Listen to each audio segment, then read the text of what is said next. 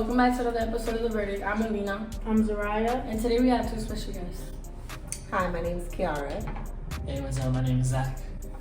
Hi, Kiara and Zach. So, can you please say what y'all do for work? You want to go first? You can go first. I'm a tax consultant and a financial analyst. I manage money for big corporations and small people. Alright, that's cool what y'all do. But first question is, like, what are some budgeting tips for teenagers that y'all think they could use? So, for me, when it comes to budgeting, you have to know your dollar amount, especially when you're going into fields like accounting. I could say nine, but nine what? $9, $9 million, 9,000. You have to really have a good sense of what you're talking about when you're talking about budgeting. For me, being a teenager, not having any responsibilities, the sky's the limit on your budget. You don't have one because you don't have any responsibilities. As far as I understand, I don't know. You could change my perspective. I'm not a teen no more, so maybe y'all do got a budget that I don't know about. Alright, our next question is, like, what's the basics of like saving, like budgeting, like in y'all opinion? The basics of saving starts with the tools you're using to save. You saving the money in your pocket. You saving the money under your bed. You saving the money. But where are you keeping this money? For me, I think you need to have a bank account. A lot of teens, it's difficult to get a bank account because you need your parents' permission, you need an ID, and those things cost money. To buy an ID, to get a copy of your birth certificate, just to even be able to open a bank account, those things are necessary. So if you're not budgeting for an ID, you're never going to be able to save your money. So it all kind of goes hand in hand in what's important to you. I think a lot of teenagers don't think about getting an ID until they get a job, because now they're asking for your social, your ID.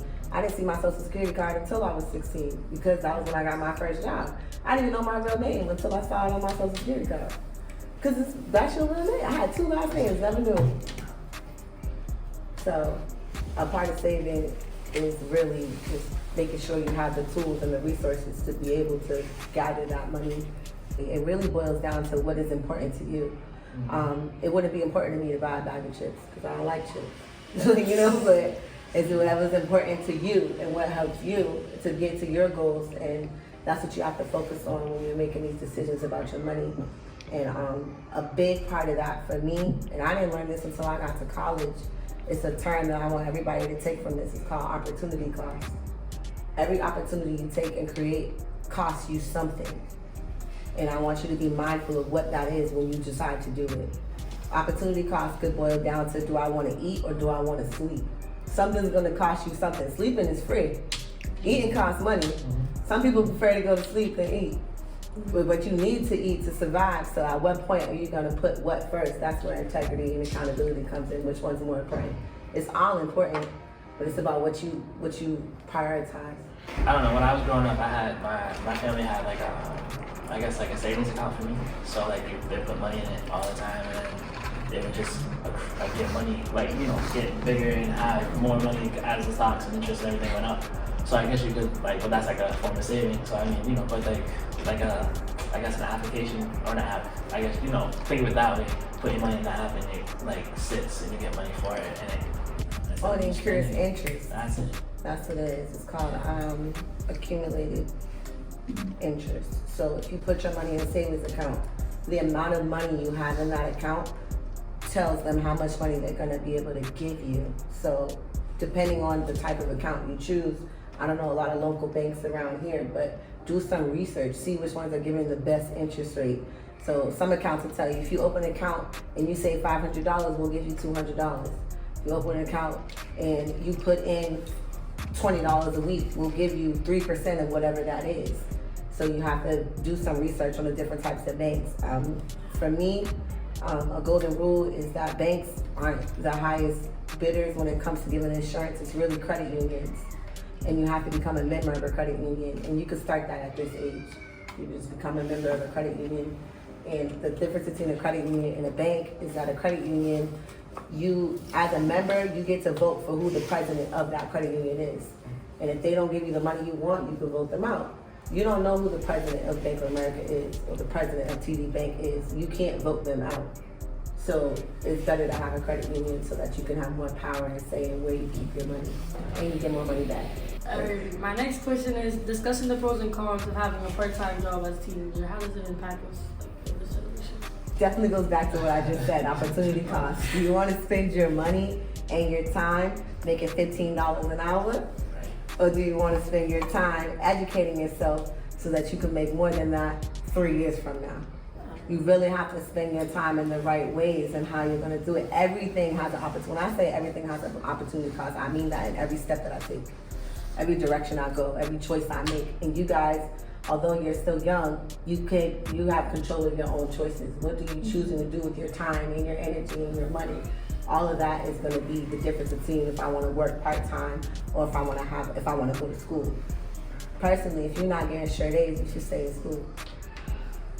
Money ain't gonna help you, or else that money will be the only money you ever make. You could get a job, but that'll be the only job you got. Like, and that'll be the only job you get. Another question that I have is, I think you could like answer like a lot from like past experiences.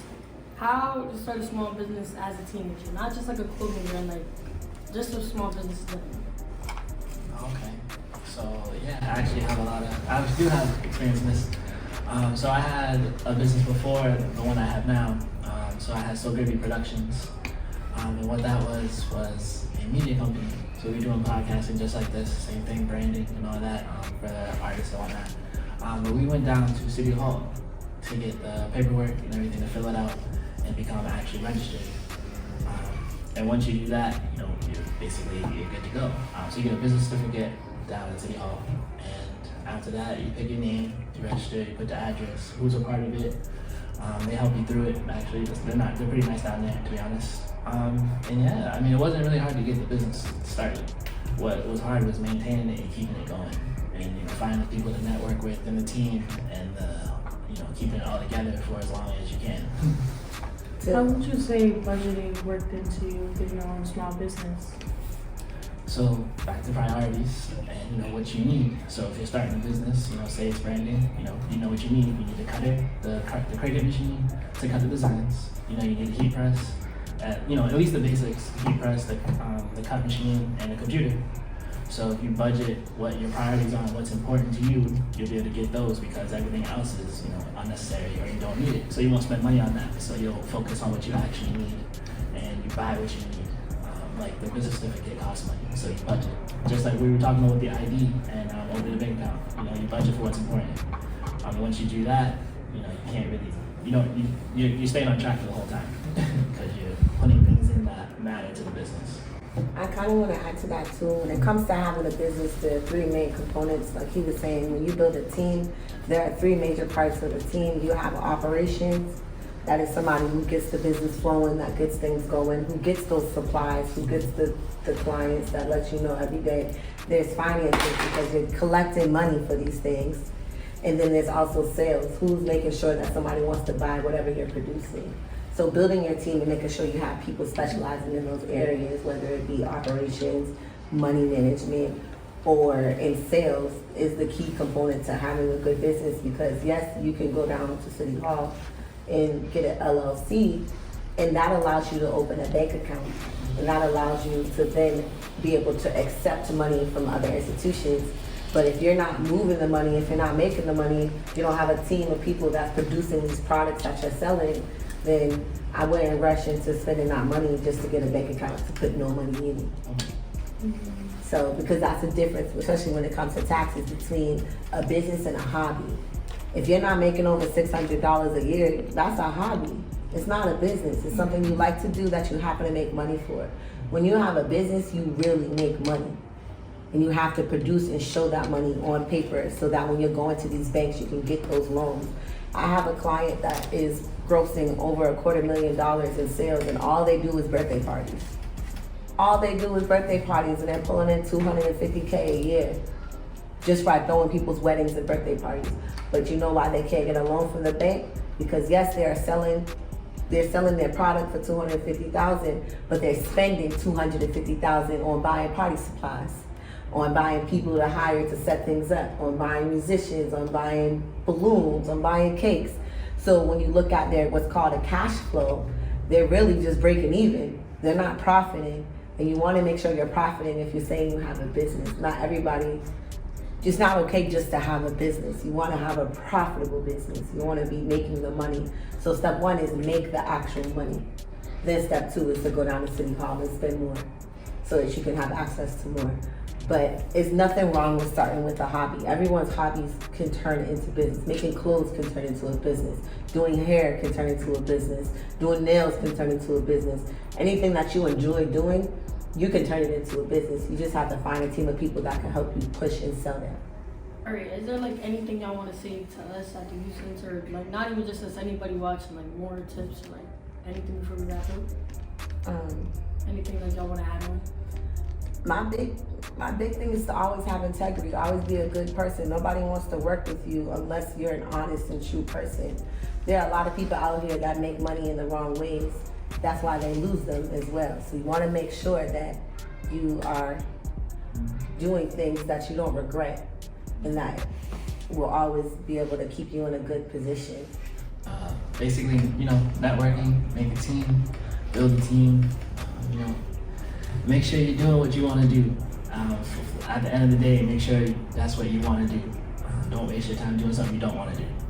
So that way, because none of this makes sense. Because you can make money a long ways, let's be real. There's a lot of ways to make money, but are they all right? No. So you gotta be mindful of what that looks like for you.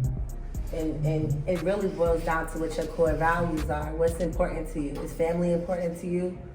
Is reputation important to you? And you want to maintain, that's important to most people, so you want to maintain that in anything that you do. And you don't want to jeopardize that just for $1. So I know you guys are young, so you don't think that your mistakes count because you're so young, but they do. A lot of the mistakes I made at 16, I still pay for this day. But I've turned it into a positive, and I've turned it into a way that I can educate my peers to make sure that nobody else makes those same mistakes. All right. Thank you, Kiara, and thank you, Zach, for being a part of this podcast today. I really learned a lot. I feel like y'all did say all the stuff that opened my mind a little bit more. And I'm almost 18, so like I kind of needed this stuff. Yes. So I do want to thank y'all for coming. Thank y'all for being on the podcast and everything. And make sure y'all tap into another episode of The Room.